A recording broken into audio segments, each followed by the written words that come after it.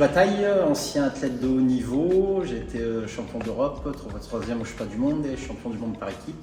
Et j'ai participé aux Jeux Olympiques d'Athènes en tant qu'athlète et aux Jeux Olympiques de Tokyo en tant qu'arbitre. Michel Létienne, donc j'ai été directeur des équipes de France de course en ligne, de sprint pour les Jeux Olympiques de Barcelone. Et j'ai enchaîné par l'arbitrage au niveau international et les Jeux de Paris constitueront mes 4e Jeux.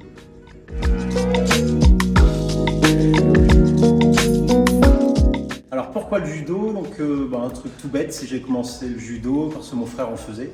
Et puis parce que j'étais un petit peu turbulent, comme beaucoup de monde, comme beaucoup de parents qui mettent leurs enfants au judo. Voilà, c'était pour me canaliser, pour apprendre un peu le code moral du judo.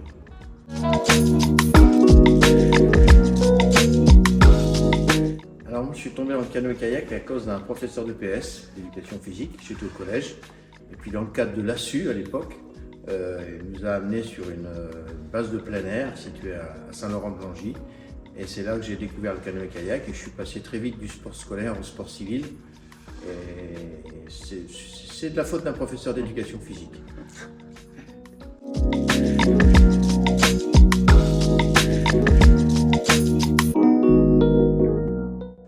Alors les compétences et les qualités, on va dire, il faut être loyal, hein, c'est important parce que nous c'est vrai qu'au judo il faut vite réagir parce qu'on peut donner des pénalités, on doit donner des scores, donc il faut être le plus loyal possible. Et il faut vite réagir parce que des fois tu as des situations où tu peux regarder la vidéo pendant une demi-heure et tu vas dire oh là là, tu sais pas trop, et puis là il faut vite réagir dans la seconde qui suit, donc voilà. Puis après je pense qu'il faut pratiquer aussi beaucoup parce que moi je continue à m'entraîner au niveau du judo, hein. Bon, loisir maintenant, je fais plus des entraînements comme avant, mais voilà, je me fais plaisir et puis je pense qu'il faut pratiquer un petit peu pour pouvoir sentir la chose. Alors moi je pense qu'il y a la notion de savoir, savoir-être, savoir-faire et les connaissances. Il faut combiner 3 savoirs en fait. Le savoir de la connaissance technique de la discipline, le savoir-faire, c'est ce qu'évoquait Mathieu sur le fait d'avoir pratiqué ou de continuer à pratiquer. Donc on connaît un peu les dessous des choses. Et puis le 3e élément important, c'est le savoir-être dans sa relation avec les autres arbitres et dans sa relation avec les athlètes.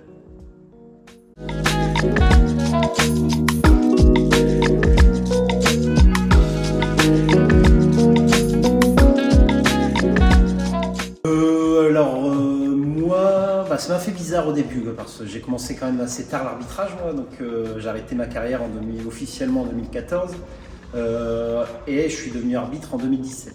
Donc ça a été un petit peu, faisait bizarre un peu au début parce que j'avais jamais arbitré. Donc j'ai démarré progressivement, on va dire, parce que ça change hein, quand tu as eu l'habitude de combattre en judogi et là tu arrives en tenue d'arbitre. Ça m'a fait un petit peu bizarre au début, mais après bon, c'est comme tout, hein, avec de la pratique, de l'entraînement, on avance. Et à un moment qui m'a plu, on va dire, c'est la finale des Jeux Olympiques France-Japon où l'équipe de France gagne là-bas. Donc j'étais pas au milieu hein, parce que je peux pas arbitrer les Français, mais voilà, j'étais sur le côté et j'ai vécu un bon moment, pas d'arbitrage, mais un bon moment, on va dire, ça m'a rappelé des bons souvenirs j'étais content d'être là devant cette finale qui était mémorable. Un souvenir mémorable, c'est je suis arbitre dans un sport de nature, un sport de plein air, et parfois la météo n'est pas très favorable. Et je pense qu'il y a beaucoup de choses qui m'en viennent à l'esprit, mais il y en a une qui n'est pas très ancienne, puisque c'était lors des derniers championnats du monde qui se déroulaient au mois d'août à Duisbourg. On s'est pris un orage sur la tête, au beau milieu du bassin. Là, vous appréciez les sports de nature. Et on ne voyait pas à 5 mètres. Un mur d'eau qui est tombé pendant quasiment 1 heure, ce qui a entraîné un report des courses. Et ce type de souvenirs mémorables qu'on peut avoir, outre bien sûr le fait que lorsqu'il y a des courses où des Français obtiennent de bons résultats, ça reste toujours des bonnes choses, et notamment je pense à Duisbourg quand un équipage français, qui plus est de mon club, de Saint-Laurent-de-Langy, obtient le quota olympique, ça fait un grand plaisir.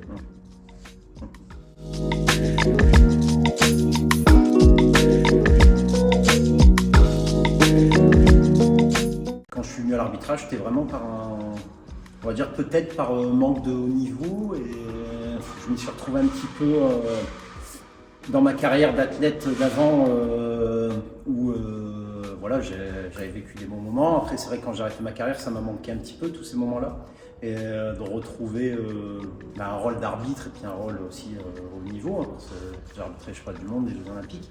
Et voilà, ouais, ça m'a fait plaisir de garder un pied dans le haut niveau. Le plaisir de rester au contact du haut niveau. J'avais été directeur des équipes de France pour l'Olympiade de Barcelone 92. Après, plus rien, ça fait un vide. Mathieu doit bien connaître. Ça fait un vide, et je me suis dit comment je peux rester au contact du haut niveau. Donc je vais faire de l'arbitrage. Je me suis lancé dans l'arbitrage, et ce contact du sport de haut niveau, cette adrénaline que les athlètes ont beaucoup plus que nous, mais que l'on partage, et le plaisir de rencontrer des gens venus de partout dans le monde, qui font partie du corps arbitral, puisque la règle, c'est pas plus d'un arbitre par pays. Il faut, dans un championnat du monde en canoë, il y a à peu près 90 nations qui participent, mais il faut 20 juges, pas plus. Et il faut la parité homme-femme. Donc il y a un melting pot qui se crée, et c'est toujours un plaisir de retrouver des gens de différents pays.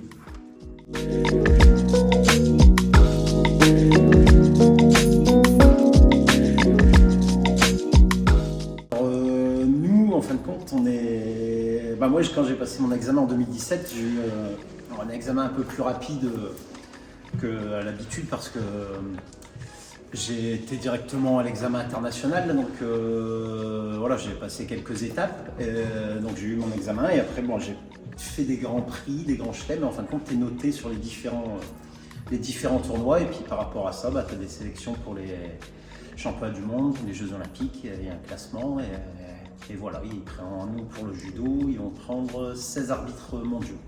Il n'y aura qu'un seul Français par contre aux Jeux Olympiques. Comme je le disais, 92, directeur des équipes de France à Barcelone. 93, tout de suite, je suis allé à Copenhague passer mon examen de juge arbitre international. J'étais dans le bain, quoi. Je veux dire, les gens qui m'ont fait passer l'examen me connaissaient par le statut antérieur, et ça a été, je veux dire, relativement une formalité, parce que je connaissais les règles, bien évidemment. Après, il a fallu que j'attende quand même, par exemple, pour mes premiers jeux, c'était 2012, soit 20 ans après. C'est-à-dire qu'il faut petit à petit faire sa place pour être connu, apprécié et reconnu. Et ça se passe à travers les différents championnats auxquels on participe. Il y a des gens qui vous regardent, et c'est eux qui décident, qui ont le crayon pour décider de qui sera arbitre à tel ou tel championnat. Et c'est comme ça que ça se fait au fil du temps.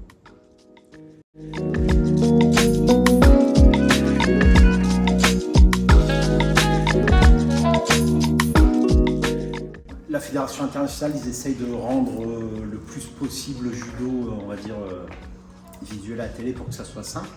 C'est une chose pas facile à faire, mais voilà, ça évolue. Depuis quelques années maintenant, quand même, il y a pas mal de tournois, de grands chelems, de grands prix qu'il n'y avait pas à mon époque, où maintenant il y a quand même un peu de prize money, voilà, c'est quand même un sport, on s'entraîne comme des professionnels, mais on est un sport amateur, et donc c'est quand même une bonne chose. Et après, au niveau de l'arbitrage, voilà, je pense que ça évolue dans le bon sens, donc on espère que ça va durer comme ça. Alors, l'avenir de mon sport pour les Jeux Olympiques, il est lié à une des vertus de mon sport, c'est qu'il est multiple. Entre le slalom, le kayak de mer, le kayak polo et le sprint, c'est pourquoi je suis arbitre, et le marathon, et plein de disciplines. Alors, bien évidemment, en interne, il y a des petites bagarres pour essayer de promouvoir sa discipline et faire en sorte que sa discipline reste.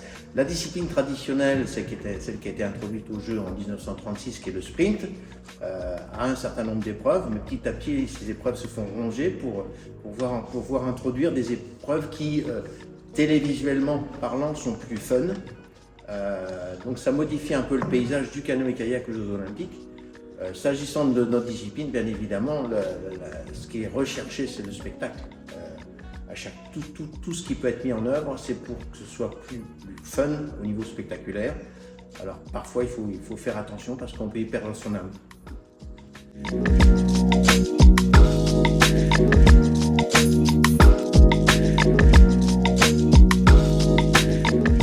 Eh bien, je donnerais comme conseil, voilà, toujours être loyal, hein, comme je disais tout à l'heure. Voilà, être loyal, je pense que c'est une chose très très importante.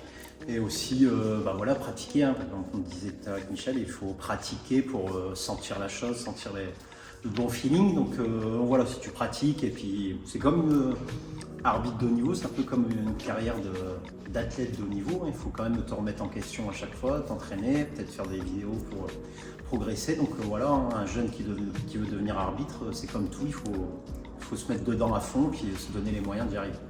De ne pas perdre de vue son objectif, surtout, et surtout d'être patient, parce que les places sont chères.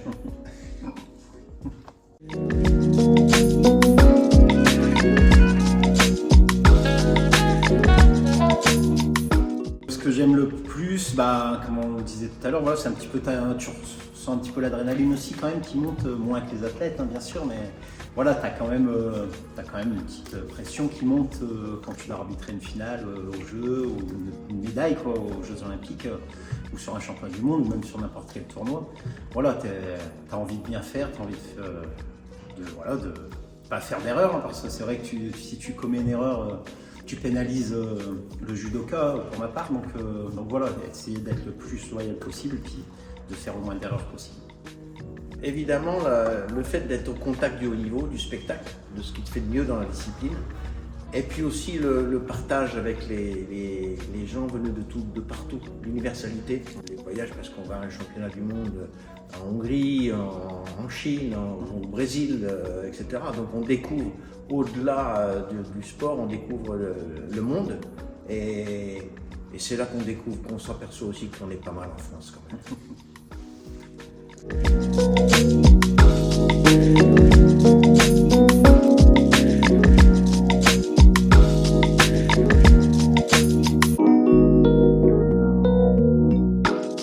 C'est vrai que pour l'instant, nous, on n'a pas encore la liste pour les Jeux Olympiques. Hein. Comme je disais tout à l'heure, il y aura 16 arbitres mondiaux, on a encore une trentaine d'arbitres en course. Donc voilà, on attend quand même avec impatience la liste, parce que l'air de rien, les Jeux Olympiques, c'est pour bientôt. Donc voilà, on croise les doigts et puis on verra en espérant que c'est bon et que je sois de la partie.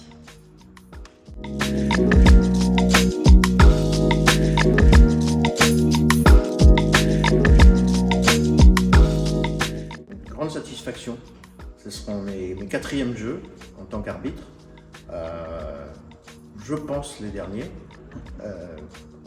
par choix. Mais évidemment que les Jeux ayant lieu à Paris, il fallait que j'aille jusque-là. Ça ne pouvait pas être autrement. Et j'ai eu la chance d'être retenu. C'est une immense joie, franchement. Et je me suis même amusé à en rajouter, puisque je serai volontaire sur la première semaine des Jeux où se dérouleront les épreuves de slalom. Donc je serai volontaire au slalom. Je suis arbitre pour le sprint, la 2e semaine. Et je remettrai le couvert pour les Paralympiques.